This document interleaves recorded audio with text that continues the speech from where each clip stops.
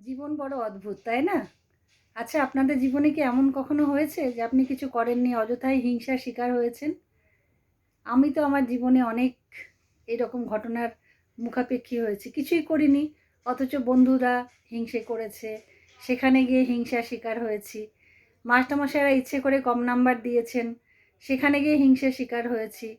কেন, কী কারণ কিছু বুঝতে পারিনি। অর্থাৎ প্রতিশোধ মানুষের মধ্যে বা হিংসে এতটাই বড় হয়ে যায়, তখন মানুষ মানে কি বলবো, মানুষ নিজেরও ক্ষতি করে এবং অন্যেরও ক্ষতি করতে শুরু করে। ভালো মন নিয়ে অনেক মেয়েই শ্বশুরবাড়িতে আসে।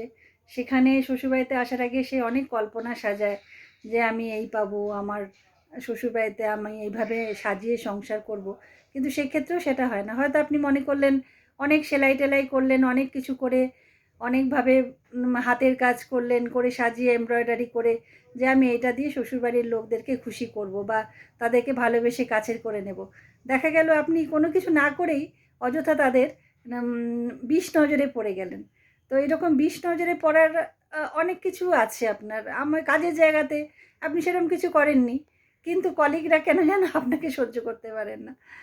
তো এরকম হয়, জানি না এটা গ্রহের কোনো ফের কিনা বা নিয়তি কিনা আমি ঠিক জানি না। তবে এরকম ঘটনা আশা করি আমার মতো অনেকের সঙ্গেই হয়ে থাকে।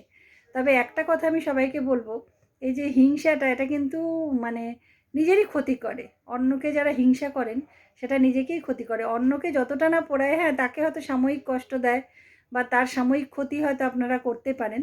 কিন্তু শেষে গিয়ে ক্ষতিটা কিন্তু নিজেদেরই হয় লোককে হিংসে করলে পরে। কারণ প্রত্যেকে তো নিজেদের কপাল নিয়ে আসে। সেই কপালে সে ভালো ভোগ করতে পারে, মন্দও ভোগ করতে পারে। তো সেটার কারণ হিসেবে আপনি নিজেকে দাঁড় করাবেন না। আপনি হিংসে করলেন, আপনি তার কোনো ক্ষতি করলেন বা আপনি তাকে তার সম্বন্ধে কাউকে কিছু বলে তাকে হেনস্থা করলেন, সেটা আমার মনে হয় আমাদের মতো বিবেক বুদ্ধি বান লোকেদের সেটা না থাকাই ভালো। সেটা যদি আপনার মধ্যে থাকে তাহলে আপনি নিজেকে একটু কম নাম্বার দিন। আমি সেটাই বলব।